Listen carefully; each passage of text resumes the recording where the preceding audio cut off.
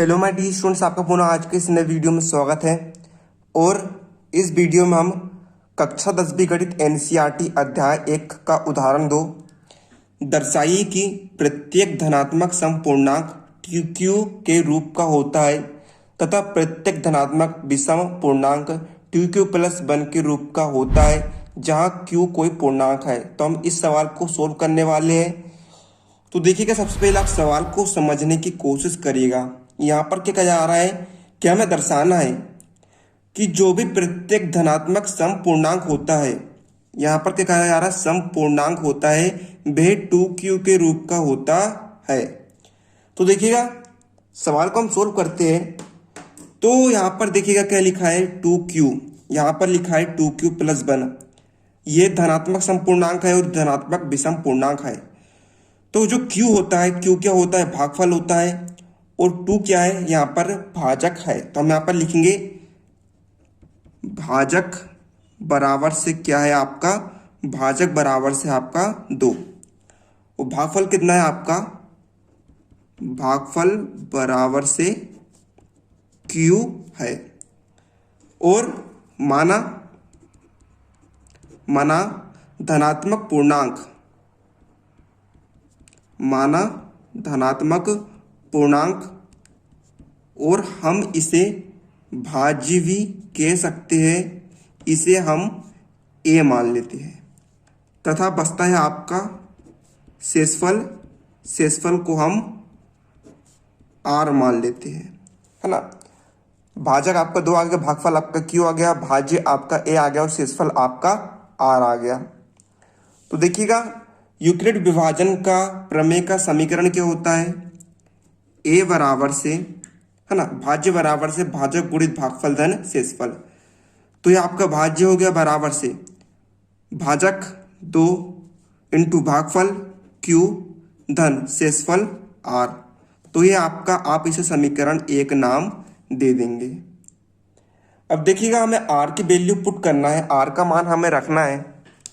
तो देखिएगा, आप यहाँ पर रफ के तौर पर मैं आपको समझाने का प्रयास करता हूँ।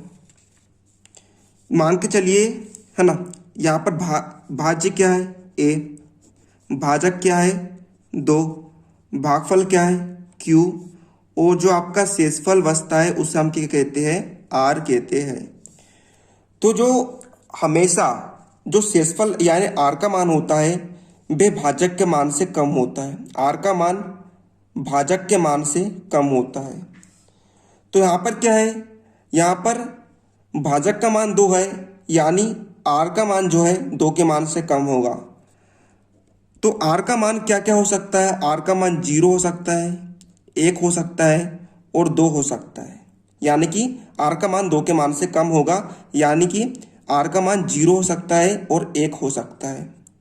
तो ये आपको r का मान 0 और 1 रखकर देखना है। तो देखिए, सबसे पहले हम क्या करते हैं, r हम लिखते हैं यहाँ पर समीकरण 1 में r बराबर से 0 और 1 रखने पर। तो देखिएगा, r का मान यदि हम समीकरण 1 में 0 रखते हैं, है ना, तो देखिए हम r का मान समीकरण 1 में सबसे पहले 0 रखते हैं। तो a बराबर से हो जाएगा 2q का 2q प्लस r का मान क्या रखना है 0। 0 की कोई वैल्यू नहीं होती है, इसलिए हम a बराबर से 2q लिख देंगे, है ना। अब हम r का मान समीकरण 1 में 1 रखते हैं। तो देखिए, a का a बराबर से बराबर 2q का 2q धन r का मान क्या रख देंगे, हम 1 रख देंगे। तो देखिए आपका क्या क्या आ गया, a बराबर से 2q आ गया और a बराबर से 2q प्लस 1 आ गया। अब सवाल में हमें कहा क्या जा रहा है, आपको बताना है कि जो 2q होता है, ये जो 2q होता है धनात्मक समपूर्णांक होता है, और जो 2q प्लस 1 होता है वह धनात्मक विषम पूर्णांक होता है।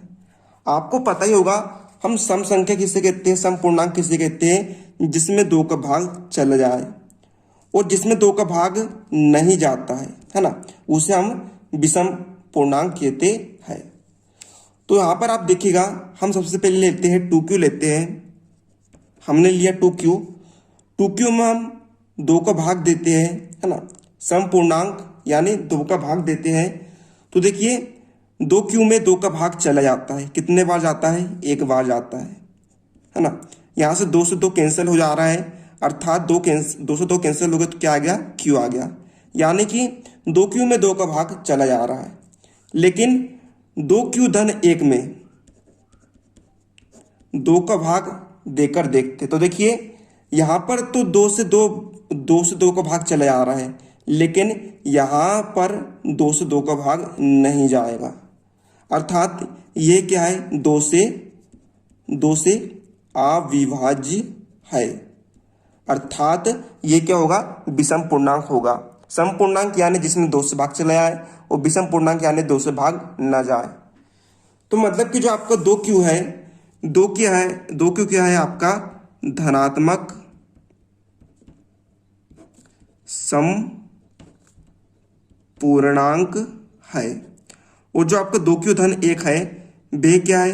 धनात्मक विषम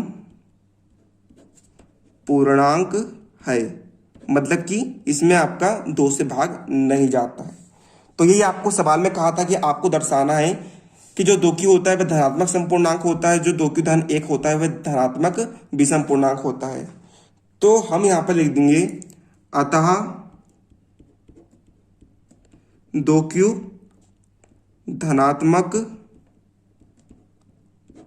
समपूर्णांक तथा 2q धन 1 धनात्मक विषम पूर्णांक है। तो ये आपका सवाल सोल्व हो जाता है। तो आप इसका स्क्रीनशॉट लेकर नोट्स बना सकते हो। तो उम्मीद आप सभी को सवाल समझ में आ गया होगा। तो मिलते हैं हम आपको इसके नेक्स्ट उदाहरण 3 में।